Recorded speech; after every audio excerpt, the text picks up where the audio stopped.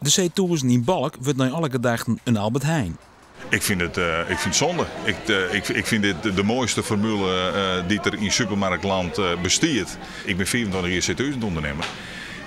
En ik heb helemaal geen affiniteit met Albert Heijn, helemaal niks. In Friesland zijn er nu 23 C1000 winkels die het alle keer opgekocht binnen door de Jumbo.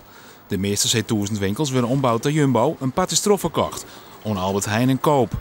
Het verdwijnen van een C1000-formule docht zeer bij de winkeleigeners. Maar dat is net de voornaamste reden van de onrust.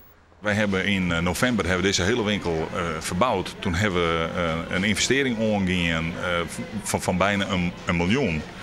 En nu ben we 4 maanden verder en dan krijg je die van de formulehot op te besteden. En je moet er misschien wel weer helemaal opnieuw investeren. Ex-C1000-ondernemers in Dokkum-Snits, Noordwouden en in Orenplakken zitten met hetzelfde probleem. Ze willen dan gecompenseerd worden voor de miljoeneninvestering die ze krijgt die in haar. Oors komen ze in een probleem. Dan zou ik dat net opbrengen kunnen, nee. Want dan moest nog eens een keer, misschien wordt hetzelfde bedrag dan. Ja, dan ben je 20 jaar achterop eigenlijk. En dat kennen. De kans is groot dat hij dan de dwarren sluiten moet.